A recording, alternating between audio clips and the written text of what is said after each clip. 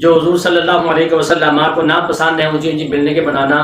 یہ ہم کو بھی ناپسند ہونی چاہیے، کیونکہ ہمارا دعویٰ ہے کہ ہم پیارے آقا صلی اللہ علیہ وسلم کے ساتھ دل و جان سے محبت کرتے ہیں۔ تو محترم سامعین، گھروں میں نماز کے لیے جگہ بناؤ، مسجد بیت جسے کہا جاتا ہے وہ بنانی چاہیے، اس کا بھی حکم حدیث مبارکہ میں ملتا ہے، اور ان کو پاک صاف اور مرتب بھی رکھنا چاہیے۔ لہٰذا گھر میں ذکر اور فکر اور نفلی عبادت کے لیے ایک جگہ بطور مسجد مخصوص کر لینا جائز اور مستحب ہے۔ اسی بنا پر حدیث شریف ہے، حضرت سیدنا برا رضی اللہ تعالیٰ عنہ نے اپنے گھر کی مسجد میں جماعت سے نماز ادا کی، اور یہی وجہ ہے کہ پیارے آقا صلی اللہ علیہ وسلم کے دور پر انوار میں مکہ پاک میں سیدنا ابوبکر صدیق رضی اللہ تعالیٰ عنہ نے اپنے گھر کے صحن میں چبوترا کی صورت میں ایک مسجد بنائی۔ یہاں بیٹھ کر آپ تلاوت قرآن کیا کرتے تھے اور نماز پڑھتے تھے۔ آپ کی پرسوز تلاوت سننے کے لیے راہ چلتی مشرکین کی عورتیں اور ان کے بچے آ کر کھڑے ہو جاتے تھے۔ ایسی پرسوز اچھی آواز کے ساتھ آپ تلاوت قرآن کرتے تھے تو کافر کھڑے ہو جاتے تھے، بچے بھی کھڑے ہو جاتے تھے۔ اتنا عمدہ اور بے مثل آپ کلام پاک کی تلاوت کرتے تھے، حیران کر دیتے تھے، اور اپنے جو ہے وہ اپنی مسجد میں بیٹھ کر یہ کام کیا کرتے تھے اپنے گھر میں۔ اور ایسے ہی مسجد بیت، ایسی جگہ کو مسجد بیت کہا جاتا ہے۔ یہ جگہ چونکہ مسجد کے لیے وقف نہیں ہوتی، اس لیے اس پر مسجد کی طرح کے احکامات کا اطلاق نہیں ہوتا، تاہم مسجد بیت بنانا یہ جائز ہے اور احسن طریقہ ہے۔ محترم سامعین، مسجد بیت کے بارے میں عمدہ اور احسن دلیل یہ ہے، حدیث شریف میں آتا ہے کہ نبینا صحابی تھے حضرت سیدنا عتبان بن مالک رضی اللہ تعالیٰ عنہ۔ آپ نے پیارے آقا صلی اللہ علیہ وسلم کی بارگاہ میں عرض کی، سیدی یا رسول اللہ صلی اللہ علیہ وسلم، اندھیری رات بارش کی وجہ سے موذی جانور راستے میں ہوتے ہیں، اور میری خواہش ہے کہ آپ صلی اللہ علیہ وسلم میرے غریب خانے میں تشریف لائیں، یعنی کہ گھر تشریف لے کر آئیں اور نماز پڑھیں تاکہ میں اس جگہ کو نماز کے لیے مقرر کر لوں۔ تو پیارے آقا صلی اللہ علیہ وسلم نے فرمایا انشاءاللہ ایسا کروں گا۔ تو دوسرے دن پیارے آقا صلی اللہ علیہ وسلم اور سیدنا ابوبکر صدیق رضی اللہ تعالی عنہ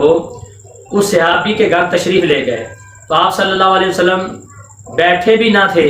کہ ارشاد فرمایا کہ ہم اپنے گھر میں کس جگہ کو پسند کرتے ہیں جہاں میں نماز آپ پڑھ سکتے ہیں، وہ جگہ بتائیں۔ تو سیدنا عتبان رضی اللہ تعالیٰ عنہ نے گھر کے ایک کونے کی طرف اشارہ کیا،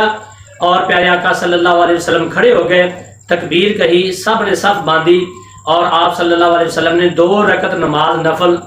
جو ہے وہاں پڑھائی، پڑھا کر سلام پھیرا۔ اور سبحان اللہ، اہل ایمان کا جو ہے وہ طریقہ ہے، عقیدہ بن گیا کہ جس جگہ پیارے آقا صلی اللہ علیہ وسلم کے قدمین شریفین لگ جائیں وہ جگہ بقایا نور اور برکت اور مسکن عشق بن جاتی ہے۔ نماز کے لیے اس سے بڑھ کر کوئی جگہ نہیں ہو سکتی، اور پھر ایسی لائق تقدس جس پر ملائکہ بھی رش کرتے ہوں، برکت والے نشانات سمجھنا، اور یہ مومن کی معراج عشق و محبت ہے، اور یہی سنت صحابہ کرام ہے۔ اور عین اسی تصور محبوب صلی اللہ علیہ وسلم کے بارے میں حدیث مبارکہ سنیں۔ حضرت سیدنا سالم بن عبداللہ تابی اپنے راستے میں کچی مسجدیں بنایا کرتے تھے، کچھ مقامات تلاش کرتے اور ان میں نماز پڑھتے، اور فرماتے کہ ان کے والد محترم سیدنا ابن عمر بھی ان مقامات پر نماز پڑھایا کرتے تھے۔ تو سیدنا ابن عمر نے ان مقامات کے متبرک ہونے کا بیان فرمایا، تو کہنے لگے کہ پیارے آقا صلی اللہ علیہ وسلم کو میں نے دیکھا کہ وہ ان مقامات پر نماز ادا کیا کرتے تھے۔ یہ صحابہ کرام کی محبت تھی اور صحابہ کرام کا پیار تھا کہ جو کچھ بھی حضور کرتے تھے وہی صحابہ کرام آپ کے نقش قدم پر چلتے ہوئے کرتے تھے۔ جیسا کہ حدیث شریف میں آتا ہے، سیدنا عثمان غنی رضی اللہ تعالیٰ عنہ نے پانی منگوایا اور وضو کیا، پھر ہنسے اور اپنے ساتھیوں کو کہا مجھ سے کیوں نہیں پوچھتے کہ میں کیوں ہنسا ہوں؟ تو انہوں نے پوچھا تو آپ نے فرمایا کہ بالکل اسی طرح پیارے آقا صلی اللہ علیہ وسلم نے ایک دن پانی منگوایا اور وضو فرمایا، اور وضو فرما کے آپ صلی اللہ علیہ وسلم ہنسے۔ تو صحابہ نے پوچھا تو آپ صلی اللہ علیہ وسلم نے فرمایا جب بندہ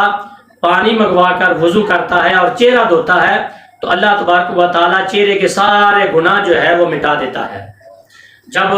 دونوں ہاتھوں کو دھوتا ہے تو اللہ تبارک و تعالیٰ ہاتھوں کے گناہ جھاڑ دیتا ہے۔ پھر جب پاؤں دھوتا ہے تو اللہ تبارک و تعالیٰ پاؤں کے تمام گناہ صاف کر دیتا ہے۔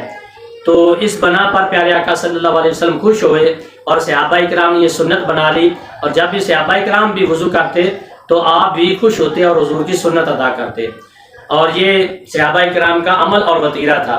محترم سامعین، مسجد میں ممنوعات مسجد جو چیزیں ہیں ان کے بارے میں سماعت فرمائیں۔ حدیث شریف میں آتا ہے کہ پیارے آقا صلی اللہ علیہ وسلم نے فرمایا جو کوئی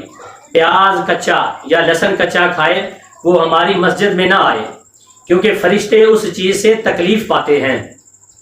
جس سے انسانوں کو تکلیف ہوتی ہے۔ اور دوسری حدیث شریف میں ہے جو کوئی یہ سبزی کچا پیاز لہسن کھائے وہ ہماری مسجد میں نہ آئے، لہٰذا اگر تم نے ان چیزوں کو کھانا ہی ہو تو ان کو پکا کر کھایا جائے تاکہ ان کی بو جو ہے وہ ضائع ہو جائے۔ تو اسی طرح تمباکو نوشی کر کے اور مولی کھا کر مسجد آنا بھی منع قرار دیا گیا۔ مزید اس کے بارے میں سماعت فرمائیں کہ حقہ، کچا گوشت، سگریٹ، بیڑی، سنگار، نسوار اور مٹی کا تیل اور ہر بدبودار چیز کو نہ مسجد میں لایا جائے اور نہ استعمال کیا جائے، اور منہ سے بدبو آنے کی عارضی